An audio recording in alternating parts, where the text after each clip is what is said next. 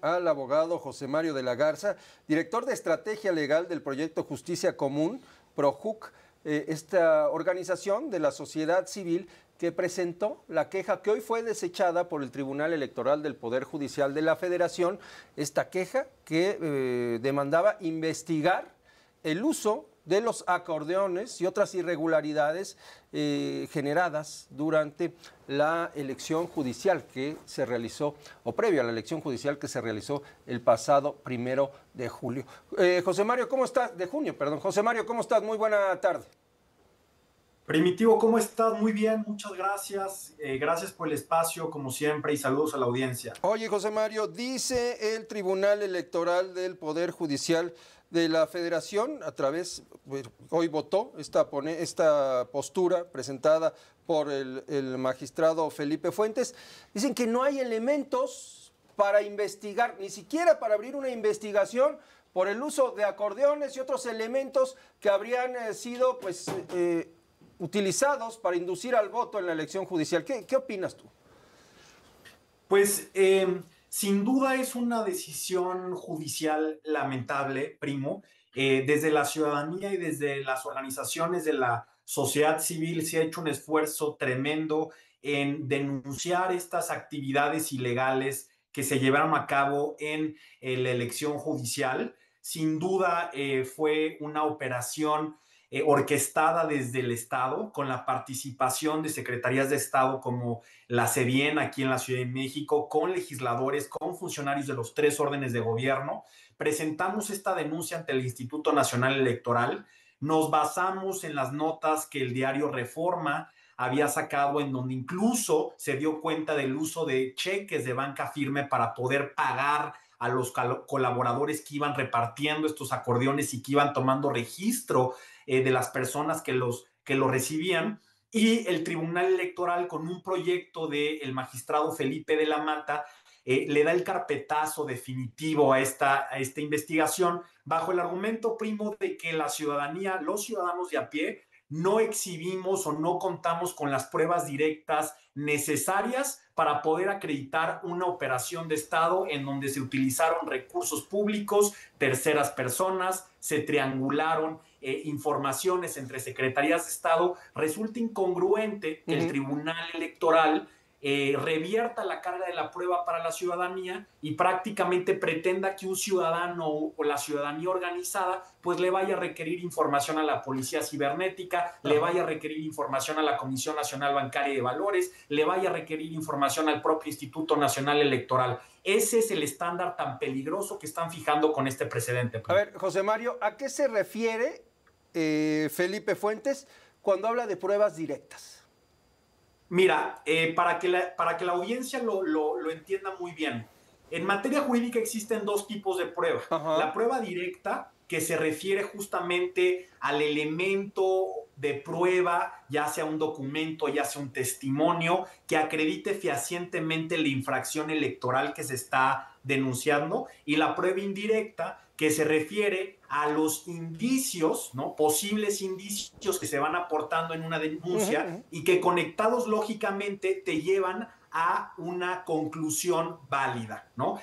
Como te comentaba, es extremadamente complejo en este tipo de operaciones en donde se usan recursos públicos y privados, triangulados con esquemas muy sofisticados, se utilizan personas espejo para no identificar realmente a los responsables, contar con prueba directa. Ojo, esto ya lo ha decidido el Tribunal Electoral en nulidades de elecciones locales con violencia, en donde dice la prueba contextual, es decir, la conexión lógica de indicios en un contexto generalizado de violaciones al proceso electoral es suficiente para poder acreditar la violación a los principios constitucionales que rigen las elecciones. Felipe Fuentes y el propio de la Mata y la presidenta del Tribunal Electoral pues ahora le exigen a la ciudadanía prueba directa de una operación que por regla general y en la historia electoral de nuestro país se lleva a cabo en lo oculto, se lleva a cabo con triangulaciones y que prácticamente pues es una prueba imposible para la ciudadanía. No, además un ciudadano no puede acercarse a instituciones financieras o algún tipo de instituciones que pudiesen haber sido utilizadas para estos fines, pues porque no tiene las facultades, ¿no? Como si la tiene la autoridad, por ejemplo, el INE.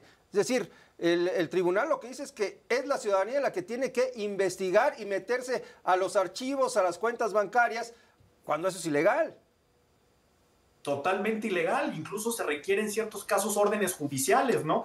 Y fíjate un punto más preocupante, primo, de este tema. El precedente implícitamente le comunica a la ciudadanía y a las personas en el poder que se dedicaron a articular y a ejecutar esta operación ilegal en la elección judicial, que entre más sofisticada sea la elaboración de una operación ilegal, entre más diversificación de factores y de personas tengas en una red ilegal para coaccionar e inducir el voto, pues más amplio es el margen para que obtengas impunidad, ¿no? Porque prácticamente eso es lo que dice el precedente. Oye, INE, tú actuaste perfectamente bien, solamente le requeriste, fíjate lo preocupante, información a las personas denunciadas y pues naturalmente las personas denunciadas se deslindaron y con eso tuviste como suficiente para cerrar la investigación. Esa actuación del INE fue suficiente bajo el estándar que está fijando el Tribunal Electoral.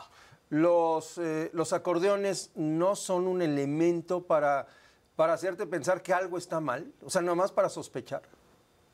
Pues mira, incluso los propios consejeros del Consejo General del INE, en las sesiones en las que se estuvo discutiendo la validez de la elección judicial, proporcionaron datos duros con base en los propios registros del Instituto Nacional Electoral, en donde daban cuenta de forma matemática, y a las matemáticas sí no hay quien les gane, por ponerlo en términos coloquiales, de cómo justamente la utilización de acordeones había generado un resultado totalmente homogéneo en unas elecciones que por la complejidad y por la cantidad de combinaciones del voto que había más de 7,000 millones de posibilidades de voto. Y casualmente hubo un grupo de ciudadanos muy grande y de ciudadanas que votó exactamente igual. A ver, aquí lo dijo Nacional Electoral. Aquí lo dijo Luis Carlos Ugalde. Es más fácil sacarse el melate que encontrar una coincidencia como la que protagonizaron los acordeones, ¿eh?